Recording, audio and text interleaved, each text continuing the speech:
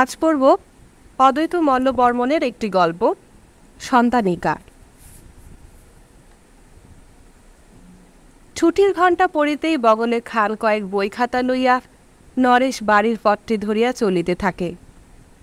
পশ্চাতে যে এক বুড়া ডিটেকটিভের মতো তাহার গতিবিধি লক্ষ্য করিতে পিছু লইয়াছে, ইহা সে লক্ষ্য করে নাই। লক্ষ্য করিলে বুড়ার ক্ষুধিত দৃষ্টি হইতে নিজেকে বাঁচাইবার জন্য সচেষ্ট হইত। নরেশ মাইনর স্কুলের ছাত্র, তৃতীয় শ্রেণীতে পড়ে। ভূষণের পারিপাট্য নাই, চুলগুলি উস্কো খুস্কো, অর্ধমলিন পাঞ্জাবির হাতটায় এক ছোপ কালির দাগ। উহা দ্বারা কখন সে মুখের ঘাম মুছিয়াছিল, মুখেও কালির সবুজ স্পর্শ লাগাইয়াছে। পোঁচাটা মাটিতে লুটাইত যদি সে বাম হাতে উহা উঁচু করিয়া ধরিয়া না রাখিত। মোটের উপর বেশ নিরীহ গোবেচারা ছেলে, ক্ষুধার তাড়নায় বেশ একটু জোরে জোরেই পা ফেলিয়া চলিতে থাকে। বুড়া তাহার সঙ্গে সমান তাল রাখিয়া হাঁটিতে পারিতেছে না।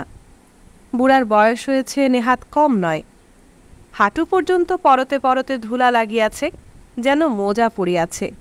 বহু দূর হইতেই হাঁটিয়া আসিতেছে হয়তো। গায়ে একটা ছেঁড়া জামা, বামবক্ষে একটা শতমলিন কাপড়ের পুটলি, শত তালি দেওয়া চটি জোড়াটা সে বাম হাতে রাখিয়াছে। ডান হাতে একটা পুরানো ছাতা আর একটি বাঁকা লাঠি, যেন একজন ঘোর পর্যটক। কোথা হইতে কেমন করিয়া সে জীবনের এই শেষের পথে আসিয়া পড়িয়াছে, সে ইতিহাস একমাত্র সেই জানে। দুনিয়ার আর কে কে জানে জানি না। নরেশের পিছু পিছু বাড়িতে ঢুকিয়া পড়িয়াছে বুড়া।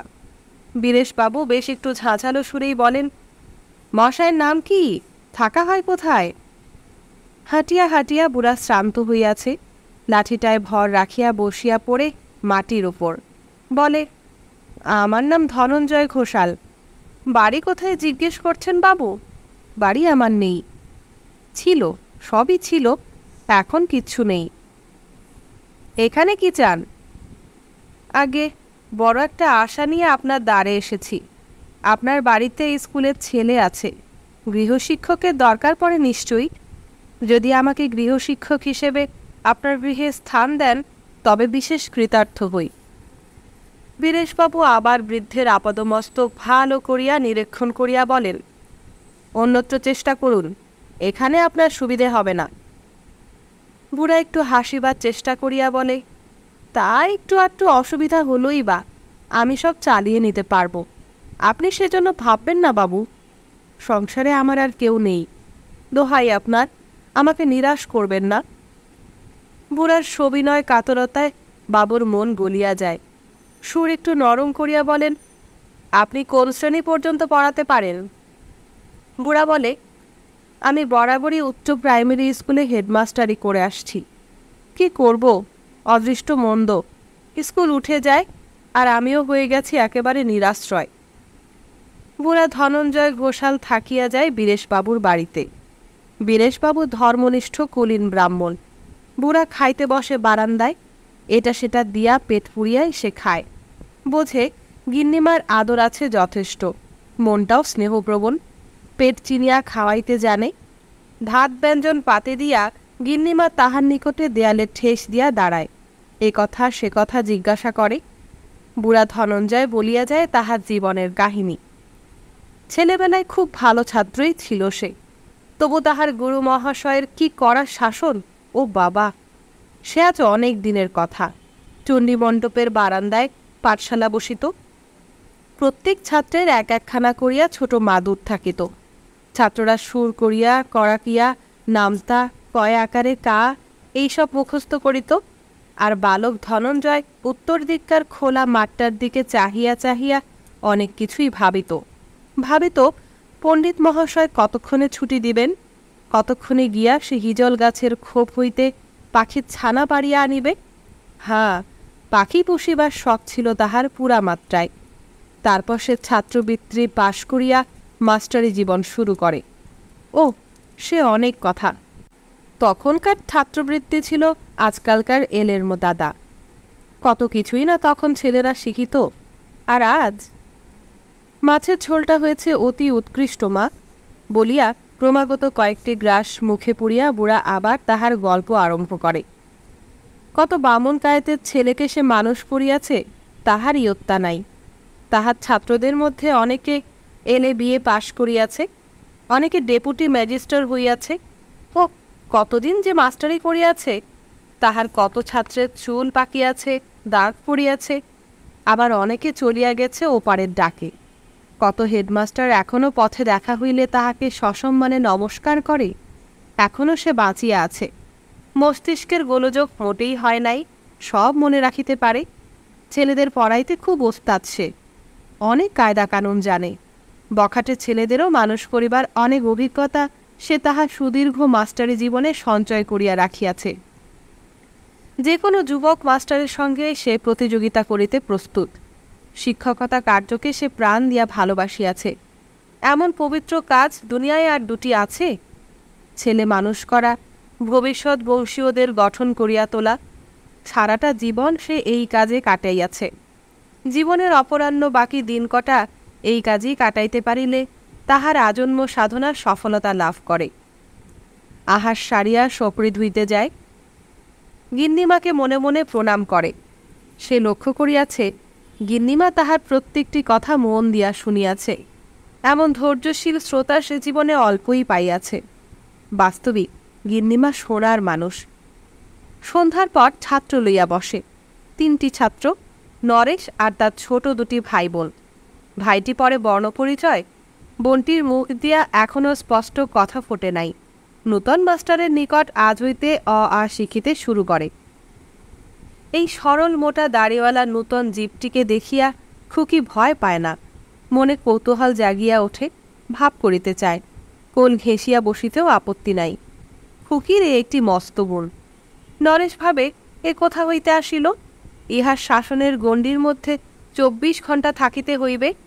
জীবনের এই নূতনতম সাথীটার কথা ভাবিতে বসে পড়া ভুলিয়া মুখের দিকে তাকায়, প্রকাণ্ড শরীরটার দিকে চাহিয়া থাকে।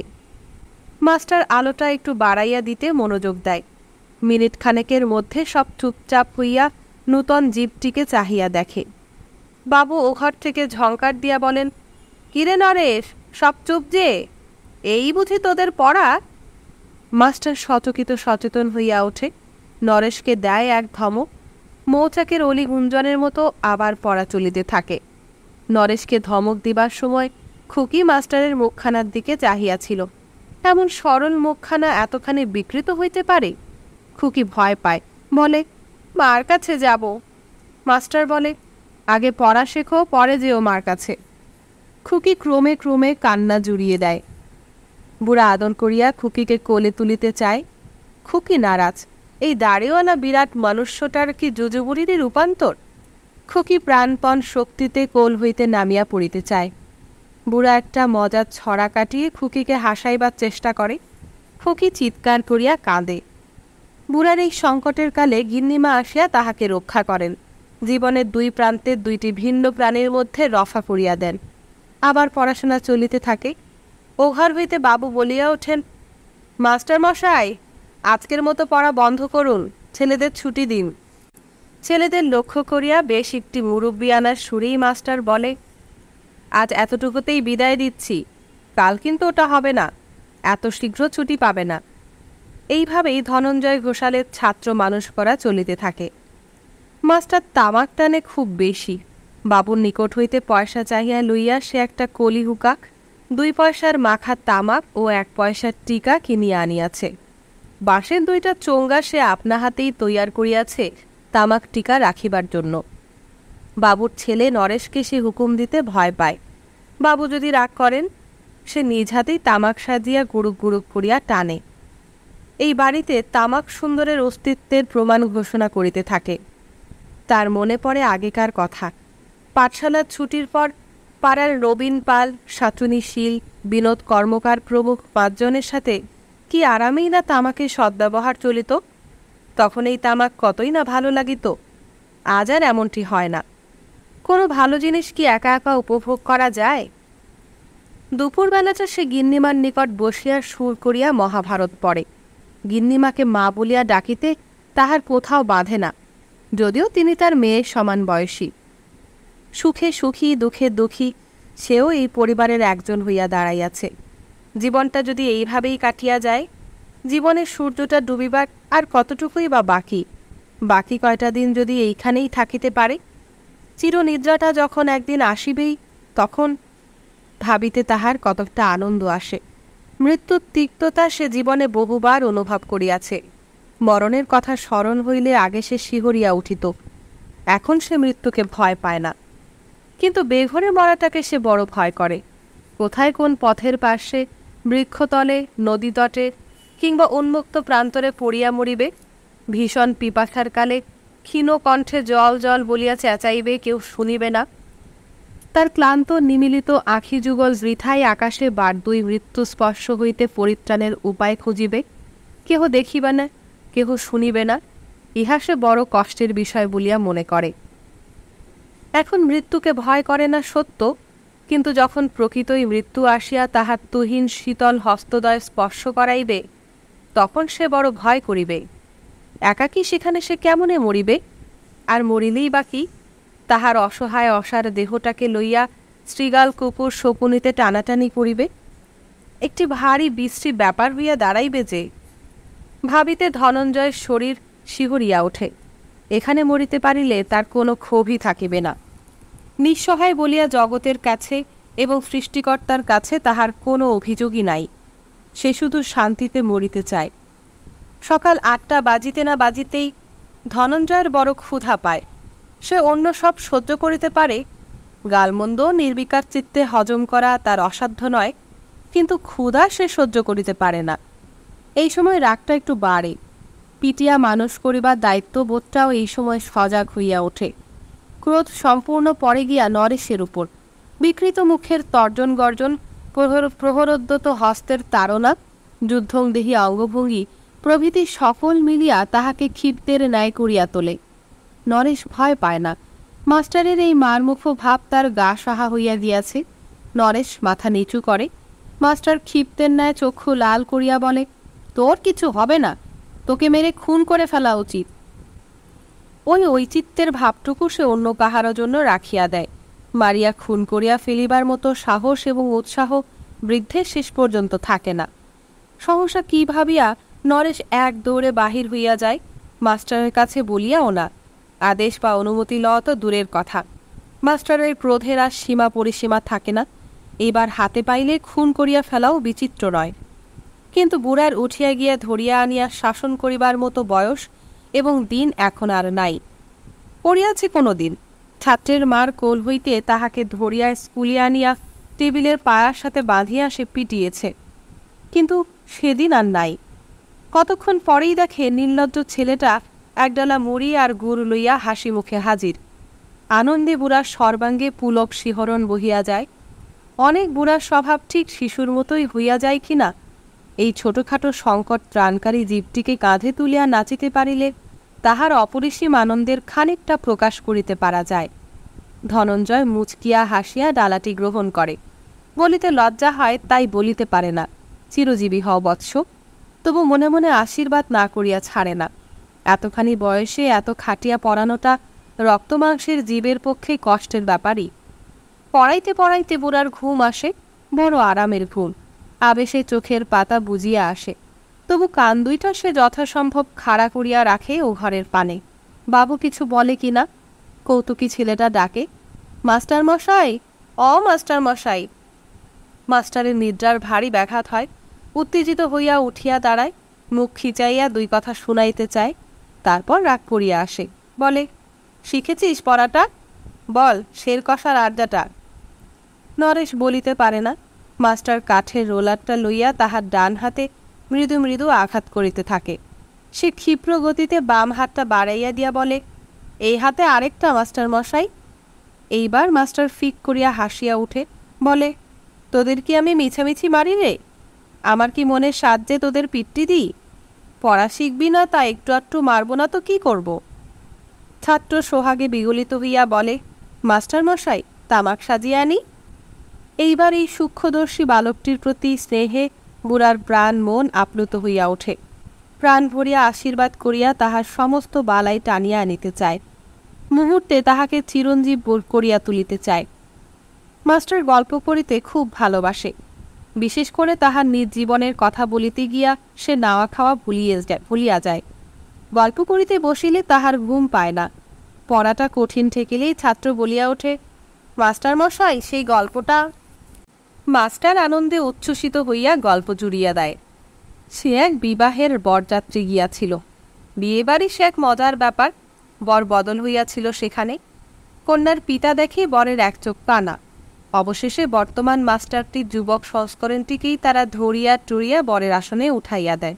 হা হা, কি মজার কাণ্ড! ইত্যাদি ইত্যাদি হাসিয়া ওঠে। জীবনের সেই শুভ আনন্দময় গৌরবময় দিনটিকে স্মরণ করিতে বুড়ার দীর্ণ বুকে আজও আনন্দের বাণ ডাকে, চোখে পুলকের ধারা নামে। এই সুদীর্ঘ জীবনের অভিজ্ঞতা তো কম নয়। বুড়ার গল্প আর থামিতে চায় না। পড়াশোনা কিছুই হয় না, বাজে গল্পেই সময় কাটে। বার্ষিক পরীক্ষার ফল বাহির হইলে বীরেশবাবু বিস্ময়াবিষ্ট হইয়া দেখেন ছেলে শোচনীয়ভাবে ফেল করিয়াছে। তাহার সুকঠোর মুখভাব, ক্ষমাহীন নয়নদয় যেন বুড়াকে তিরস্কার করিয়া বলিতে চায়, এ বাড়িতে তোমার কোনো দরকার নাই মাস্টার, তুমি অন্যত্র দেখিতে পারো। বুড়া ইহা বুঝে, ভালো করিয়াই বুঝে। বাবুর সামনে অপরাধীর মতো ক্ষমা চাহিবার সুরে বলে, এবার থেকে তাকে বেশি করে মারব, বেশি শাসন করব, আরও ভালো করে পড়াবো। বাবুর কাছ হইতে কোনো উত্তর না পাইয়া সে ভগ্নবুকে ফিরিয়া আসে। সরস্বতীর কাছে অভিযোগ করে, কত ছেলে পাশ করে, সে কেন পাশ করিতে পারে না?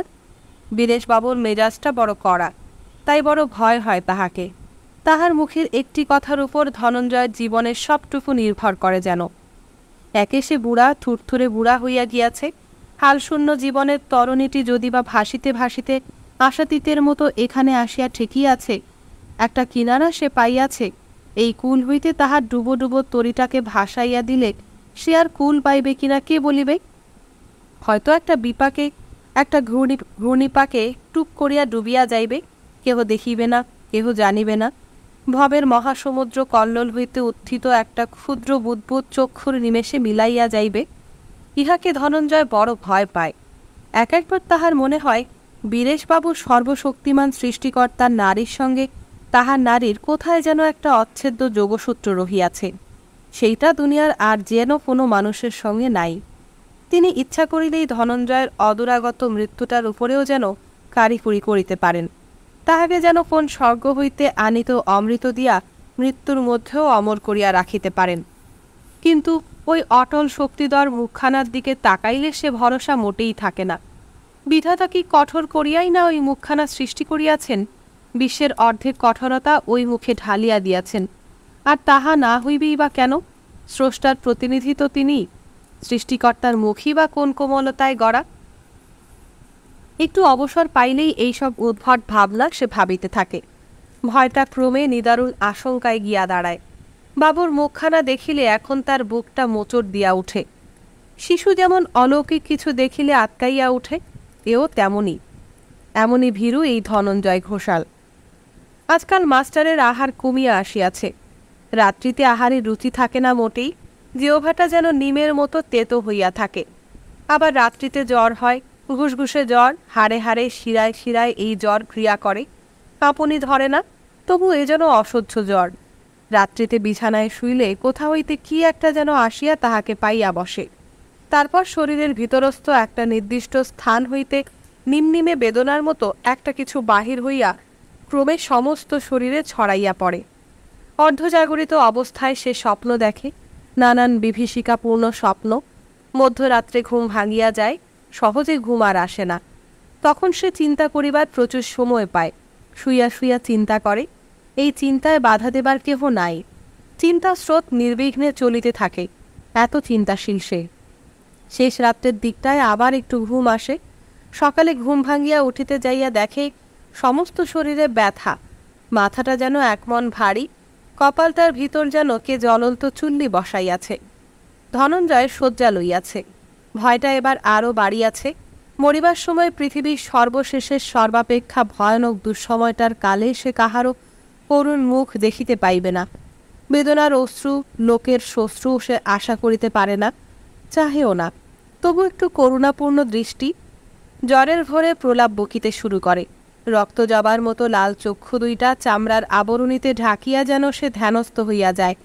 বহুক্ষণ পরে ধ্যানলোক হইতে বাস্তবে ফিরিয়া আসে, চক্ষু মেলিয়া চায়, দেখে বীরেশবাবু ও গিন্নিমা শয্যার কিনারায় বসিয়া। উভয়ের মুখেই চিন্তার সুস্পষ্ট ছাপ। বাবু তাহার হাতের কবজি ধরিয়া কপাল টিপিয়া দেখেন। ভারী আরাম বোধ হয় ধনঞ্জয়ের। বাবু বেদনাত্র স্বরে বলেন, মাস্টার, তুমি কি সত্যি আমাদের ছেড়ে চলে যাবে? এইবার ধনঞ্জয়ের মনে একটা খটকা বাঁধিয়া যায়। ইহার মীমাংসা করিতে সে প্রাণপণ চেষ্টা করে। সত্যি কি সংসারে তাহার কেহ নেই? তবে এমন করুণাপূর্ণ কথা যিনি বলিতে পারেন, তিনি কে? তবে সংসারে এমন লোকও আছে ধনঞ্জয়ের অভাবে যাহার মনে বিন্দুমাত্র বেদনার সঞ্চার হইতে পারে। তবে সংসারে তাহার আরও একটু প্রয়োজন আছে। অন্তরের খটকাটা সে সত্যই এবার মীমাংসা করিয়া ফেলে। দুই চোখের কোণ বাহিয়া জল গড়াইয়া পড়ে। বাবুর হাতখানা ধরিয়া আপনি কপালে ঠেকাইয়া বসে বলে, আমি মরব না বাবু, আপনারা কোনো চিন্তা করবেন না, আমি আবার বেঁচে উঠব, শীঘ্রই ভালো হয়ে উঠব। সত্যই ধনঞ্জয় মরে না, কিছুদিনের মধ্যেই ভালো হইয়া ওঠে। আবার সেই ছাত্র পড়ানো, ছেলে মানুষে হাসি, গল্প, তামাকু সেবন, সেই ছন্দহীন একতলা জীবনস্রোত একঘেয়েভাবেই চলিতে থাকে। গিন্নিমায়ের ছোট বোনের আগমনে বাড়িতে একটা ছোটোখাটো রকমের উৎসব চলিতে থাকে। মাস্টারের উৎসাহের আর অভাব নাই, পারে তো ছুটাছুটি করেই আর কি। খুশিতে প্রাণটা ভরিয়া ওঠে তার। এ যে তার নিজেরই কাজ। উৎসবের মধ্যে আপনাকে ডুবাইয়া দিয়া এই স্থবিরত্বের বদ্ধ জলাটায় যেন সে নতুন স্রোত বহাইতে চায়। রাত্রিতে আহারের পর সে তার নিজের উচ্ছিষ্ট বাসন ধুইতে পুষ্করিণীর ঘাটে যায়। বড় বড় কাঠের গুঁড়ি দিয়ে বাঁধানো ঘাট। চতুর্দশী চাঁদের আলো আসিয়া লুটাইয়া পড়ে পুষ্করিণীর জলে। ঘাটে আর ধনঞ্জয়ের চোখে মুখে স্নিগ্ধ উজ্জ্বল চাঁদের আলো। শ্যাওলা ধরা গাছের গুঁড়িটার উপর বসিবার স্বাদ হয়। বসিলেই ভাবনা আসে, আনন্দও হয়। তবে আনন্দটা শুধু আজকের জন্য নয়। চাঁদের আলো বয়সের তারতম্যানুসারে সকলকে সমানভাবে আনন্দ দিতে পারে না বটে, তবে কোনো কোনো দিনের কথা মনে জাগাইয়া তোলে। ধনঞ্জয় তাহার গত জীবনের সুখের দিনগুলির পুলক মিশ্রিত স্মৃতি মনে করিতে চায়। সহসা বীরেশবাবুর তিক্ত ঝাঁঝালো কণ্ঠস্বর তীরের মতো আসিয়া তার শ্রবণেন্দ্রিয়টাতে বিদ্ধ হইতে থাকে। বলি, মাস্টারটা গেল কোথায়? এমন আহাম্মক নিষ্কর্ম অপদার্থ লোক দুনিয়ায় দুটি নাই। দেবকাল বিদেয় করে যেখানে খুশি পড়ে মরুকগে, আমার বাড়িতে আর ওর ঠাঁই হবে না। ও আমার কে যে বসিয়ে বসে পিণ্ডি জোগাবো? শায়কবৃদ্ধ পাখির মতোই ধনঞ্জয় ছটফট করিতে করিতে ধাইয়া আসে। ছেলেদের পড়াইতে বসে, কিন্তু পড়া জমিয়া ওঠে না। আবার কি একটা বজ্রপতনের যেন আশঙ্কা করিতে থাকে সে। সেটা পলে পলে তাকেই সচেতন করিয়া রাখে। পরদিন বহু দূরের অনাহুত নীল আকাশটা সত্য সত্যই ভাঙিয়া পড়ে ধনঞ্জয়ের মাথায়। বাবু তাহাকে পরিষ্কারভাবেই বলেন, তোমাকে তো এতদিন রেখেছি মাস্টার, এখন আমি ছেলের জন্য অন্য মাস্টার নিযুক্ত করতে চাই। তুমি এখন অন্যত্র চেষ্টা করে দেখো। কথা শুনিয়া ধনঞ্জয় কাঁদে না, চরণে লুটাইয়াও পড়ে না, শুধু অপলোক নেত্রে চাহিয়া থাকে নিষ্করুণ চক্ষু দুটির পানে। গিন্নিমায়ের প্রসন্ন মুখ মনে পড়ে। ভাবে, গিন্নিমা ছেলের মা, এত নিষ্ঠুর কিছুতেই হইতে পারিবেন না। মাস্টার চুপ করিয়া বসিয়া থাকে, কাহারও সঙ্গে কথা বলে না। ক্রমে বেলাটা বাড়িতে থাকে, ক্ষুধাটাও সঙ্গে সঙ্গে বাড়িতে থাকে। অবাধ্য ক্ষুধা। কি কাজের ছলে গিন্নিমা বারদুই ধনঞ্জয়ের সম্মুখ দিয়াই চলিয়া গেলেন, একবারও তাহার দিকে চাহিলেন না। ক্ষুধার তাড়নায় সে অস্থির হইয়া ওঠে। সে ইচ্ছা করিয়াই গিন্নিমাকে দেখাইয়া তাহার সম্মুখ দিয়া 2-3 বার যাওয়া আসা করিল। গিন্নিমা যেন দেখিয়াও দেখেন না। এবার লাজের মাথা খাইয়া ডাকে, গিন্নিমা। গিন্নিমা চোখ তুলিয়াই মুখ অন্যদিকে ফিরাইয়া চলিয়া যান। সে মুখে ঘৃণা কি ক্রোধ ধনঞ্জয় স্থির করিয়া উঠিতে পারে না। এইবার ধনঞ্জয়ের মনে বড় রকমের একটা খটকা বাঁধে। গিন্নিমার আজ কি হইয়াছে? তার খুকিটার না হয় অসুখ করিয়াছে, তার ছোট বোনটি না হয় বাড়িতে চলিয়া গিয়াছে। এজন্য ধনঞ্জয়ের অপরাধ কি? সে কেন আজ উপবাসী থাকিবে? অবশেষে আপনা হইতেই এই খটকার মীমাংসা হইয়া যায়। বহুদিনের সেই জীর্ণ পুটুলিটা আবার বক্ষে তুলিয়া লয়। চললেম বাবু, আপনাদের বহু বিরক্ত করেছি, সব ক্ষমা করবেন। বাবু মুখ অন্যদিকে ফিরাইয়া কহিলেন, এসো গিয়ে। এই নিদারুণ ঔদাসীন্যে ধনঞ্জয় চোখের জল রাখিতে পারে না। বাহির হইয়া পড়ে পথের মাঝে, নিরুদ্দেশের পানে। খোলা মাঠের অপর প্রান্তে পুরানো বটগাছ। মহাবিষ্ট দেহটাকে টানিতে টানিতে সেইখানে সেই বটতলায় গিয়া বসে। কত লোক আসে যায়, সেদিকে তার লক্ষ্য নাই। সে ভাবিতে বসে। ভাবনায় কপালটা আবার ব্যথা করিয়া উঠে। বসিয়া থাকিতে অসহ্য লাগে। অবশেষে পুঁটুলিটা শিওরে দিয়া শুইয়া পড়ে। আবার সেই চিন্তাটা আসিয়া তাহাকে পাইয়া বসে। বড় ভয় লাগে তার। একাকী সে মরিবে কেমন করিয়া? যতদূর দৃষ্টি যায় চাহিয়া দেখে এই বিপুল বিরাট আকাশ, এই বিশাল পৃথিবী, তাহার জন্য একটুও স্থান নাই। অতি কষ্টে একটু হাসিবার চেষ্টা করিয়া ধনঞ্জয় বলে, আবার এসে পড়েছি গিন্নিমা, আর যাবই বা কোথায়? ত্রিসংসারে আমার আর কে আছে? এই সংক্ষিপ্ত কথা কয়টিতে এত ব্যথা, এত চাপা কান্না থাকিতে পারে? গিন্নিমার বুকে কাঁটার মতো গিয়া বিঁধে। গিন্নিমা থমকিয়া দাঁড়ায়। এই ব্যথাক্লিষ্ট সর্বহারাটির দিকে চাহিয়া বুকের দরদ যেন উথলিয়া উঠে। এ যেন বিশ্বের স্নেহ বুভুক্ষিত সন্তান মাতৃহৃদয়ের দ্বারদেশে মাথা খুঁড়িয়া মরিতেছে। গিন্নিমার মুখখানাও বেদনা ও করুণায় এমন আকার ধারণ করিয়াছে যেন বিশ্বের চিরন্তন মাতৃমূর্তি অজস্র স্নেহ বক্ষে লইয়া তৃষিত সন্তানকে অভয় দিতেছে। বুড়া অভিভূতের ন্যায় বসিয়া পড়ে। গিন্নিমা বলে, শিগগির ওখানে বসো গিয়ে, আমি খাবার নিয়ে আসছি।